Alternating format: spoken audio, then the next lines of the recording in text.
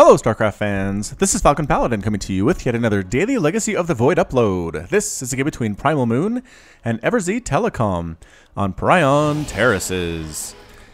Yes, it is Prion. I had a subscriber tell me that it is pronounced Prion, so from now on, this is Prion Terraces.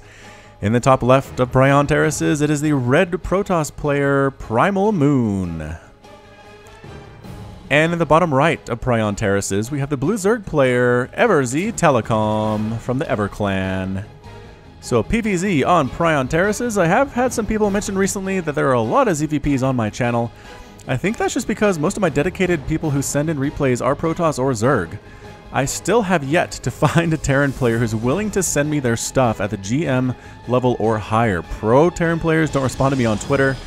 GM level Terran players are kind of sporadic with it. Womack has been good, but not as consistent as I would like, and so that kind of explains the lack of Terran. If there are Terran, they didn't submit the replay, which doesn't mean they lost, because obviously the players that do submit replays constantly send me both wins and losses, which I really do appreciate, and just tells me that they really don't care about looking good, they just care about helping the community, so that's very, very nice indeed.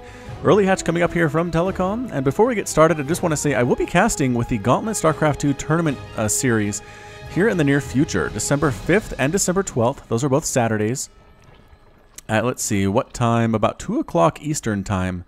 In the United States, there will be some European and North American qualifiers coming up during those times. I did cast with them last Sunday. It was a blast. It was really fun. I cast with Bobby Awesome. I'm not sure if you're familiar with him. I had not actually heard of him before I cast with him, but he has a lot of really great game knowledge. He's a great caster. It was fun to dual cast, as most of the casting that I do is solo. But again, that's Gauntlet SC2. You can follow them on Twitter at Gauntlet SC2 and just see what's coming on for new tournaments and what is coming up in the future. I mean, there are some good players here for sure. There was Bjorn, there was Hyun. Both of those guys were there. Savior played. Mana was there as well, and Inertio was among one of the good Zerg players that was there at the same time. So again, if you want to see some high quality stuff, go ahead and follow Gauntlet SC2 on Twitter. I'll try to tweet out the times when I'll be casting them as well, but again, just fantastic play all the way around. A really, really fun thing. It's good to see new content coming out in StarCraft 2 and new people willing to put forward their own investments to make sure that StarCraft 2 persists as an elite esport, as I believe it is. So again, Gauntlet SC2, great stuff. Okay, so fairly early Nexus coming out here from the Protoss player. I mean, I guess there's a Cyber Core and a Gateway here, so it's not too crazy. A couple Lings coming up just to poke around. I don't think they'll be able to do much of anything, as the first Adept is out, and Adepts do want two-shot Lings. And if you have not seen Adepts on my channel, I don't know where you've been, but here they are. Adept has 70 shields and 80 hit points. It does 10 damage normally, but 23 damage versus light, with a range of 4 and a weapon speed of 1.61. So it does two-shot these Lings. Mothership Core helping with that as well. Oh, these Lings just die immediately, don't even get anywhere. Any scouting information. They saw a Gateway, they saw a Mothership Core, and they saw an Adept. So nothing that really changes anything at all of what EverZTelecoM is trying to do. They do also have the Psionic Transfer ability, projects an invulnerable shade that can move but cannot attack.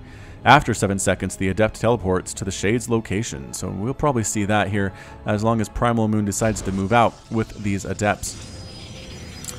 Back in the game, Roach Warren is coming up, a fairly early Roach Warren for our Zerg player. Here it is at the natural base, and a third base being taken at the gold. The good thing about Prion Terraces is there are a lot of gold bases. There's one here, there's one here, there's one here, and there's one here. 4 gold bases with also 2 more in the middle of the map. It's a crazy amount of gold. There goes that psionic transfer, as you can watch the shades moving across. They do have vision, but they cannot be killed. 2 more Lings die, and then the Adepts transfer to their shades. Excellent control here by PrimalMoon. I'm very impressed so far with his Adept ability. EverZTelecoM seems a little bit off his game, but we'll see if he can come back and win this regardless. Adepts have a terrible, terrible time trying to kill buildings. Again, only 10 damage per shot, weapon speed of 1.61 on their own. Just not that great at taking down a whole hatchery all by their lonesome, so they're going to back on out. Maybe try to find a more defensible position considering they know that Lings are coming after them, and here they come. The Speedlings want to get a surround on these Adepts. Again, Adepts do two-shot Speedlings, but if there are this many Lings, they can't kill them fast enough to avoid getting evaporated, and that's exactly what happens. They go down shooting. 2 Adepts have been lost for 7 Lings at this point. That's probably a fair trade for the Zerg player. I would say he's pretty happy about that. This base is being put up here, and before these pylons come up, this is a bit vulnerable. If the Lings check for a third, oh, we're getting some sentry kills here. They're right on top of the sentries. One of them died. The other 2 Lings are trapped inside there. Could they try to get this base? The Mothership Core might be able to save it. And there goes the pylon. Now Photon Overcharge is available and it comes up. Double Photon Overcharge chasing away those Lings. And the Lings do escape back to where they came from. So again, attacking this about 30 seconds sooner would have been able to get a lot of damage down on that Nexus. But instead, the pylon's actually finished. A Roach shows up all by his lonesome. What is going on today with EverZ? Bad rally point, possibly. I don't really know, but this gold base is fully saturated. 49 to 47 total harvesters in favor of the Protoss player right now. And again, having this gold base, when it finishes, will help a lot. And if I'm EverZTelecoM, I really want to get in there and start punishing the Protoss for this, but injects are good. Getting that worker count up. He is now in the lead, 54 to 51. Another one on the way. He's getting Spore Crawlers. I like Spore Crawlers in ZVP. They're good against Dark Templar. They're good against Phoenix and Void Rays. Mothership Core, Harass as well. So just be sure to get those Spore Crawlers. If you don't know what's going on in the Protoss base, like EverZ has right now, if you take a look at his site, I mean, he knows there's a gateway and a cyber core, and I mean, that is it. He doesn't know any of the higher tech that is coming out from PrimalMoon right now, and that's because PrimalMoon is going for Blink with more and more gateways here. Could this just be a Blink Stalker type push here at the 6-minute mark? It feels a little bit late, but again, if it's some good Blink Stalker micro, I don't know that it really matters here. Infestation Pit already on the way for Telecom. Is he going for a quick hive? Upgrades here tell me he's going for Roach. Pathogen Glands. He is going Infester and also the +2 melee attacks. This tells me I think he might be trying to push for Ultralisk here. Ultralisk, Infester, and some Ling pressure as well, which is a really good composition against Terran. Can also be good against Protoss just because Ultras smash through force fields, which is very, very nice when dealing with a defensive Protoss like this. Has a large number of sentries. A 4th base coming up for Telecom as well, just continuing to warp in, and there's just not much of an army here for Telecom. He has a few Lings, a few Roaches, but at this point he is up in the worker count. He's getting all the gas he needs. Double gas here on the 3rd base, already thinking about getting extractors up there, and here comes a little bit of a push. Blink Stalker, Adept Sentry coming out from PrimalMoon, heading around the left side of the map, checking to make sure these gold bases haven't been taken. It's a very gutsy play to take these gold bases just because the main path is right here, and if an army is coming across the map to kill the opponent, they will spot workers at these mineral patches. So taking them, you have to really have them defended or hope that your opponent is blind. I suppose that's a possibility as well. Here come the Stalkers moving right on in here. The Queen comes out to meet them. She does not want to be there at all. Gets focused down by the Stalkers. Ends up dead, but this Ling composition pretty good, assuming the force fields aren't the best here. Couple force fields, but the full surround, and there's the recall. PrimalMoon backing out. One of the Stalkers managing to stay alive for about 4 more seconds. Gets destroyed. Another one as well falls. Warp Prism heading on down, skirting past this creep. I don't think the Zerg player can see this. No, EverZTelecoM cannot see it. Out here for some special tactics. And gonna warp in what is my question here. Going into warp mode. And I don't see anything being produced. That's okay. Preparing for it. Resonating Glaives coming out at the Twilight Council. That increases the attack speed of the Adepts by 45%. It's a pretty solid attack upgrade for those guys. But here comes the push. It's an Infester Ling move here. The Ling's getting right on top of everything. And the Infestors doing not much of anything. There goes the fungal growth right on top of those Stalkers. But still, the Lings are getting destroyed a little bit too quickly here. Some Infested Terrans being thrown in. A few Roaches as well, trying to kill some Adepts. They do get a couple Adept casualties, but the entire Roach Ball ends up dead there. Infester rally pointing in and getting destroyed, and Overseer as well. Telecom forced to retreat with those Infestors. Here comes the Warp Prism with 3 Adepts on the inside. There's a Spore Crawler, there is an Infester, and there's a Queen, but it's not enough to get rid of this Adept pressure here. The Queen needs to back out, and it does. A few Roaches are here. Spine Crawler really helping with DPS as well against these Adepts, and getting picked up and warped out of there after a couple of them die is PrimalMoon. So 151 and 130 total supply here at the 8-minute mark. More Adepts popping on, and Stalkers at the same time popping on up. And this Creep Tumor, is it going to finish before the army arrives? Yes, it does actually finish. Is there an observer with this army? There is, so I don't know that it really matters as it gets destroyed. Anyway, Warp Prism joining this army for reinforcements to the front line. +3 melee attack on the way. And is there an Ultralisk Cavern? I haven't seen it on the production tab. He just wants fully upgraded Lings here, which is interesting.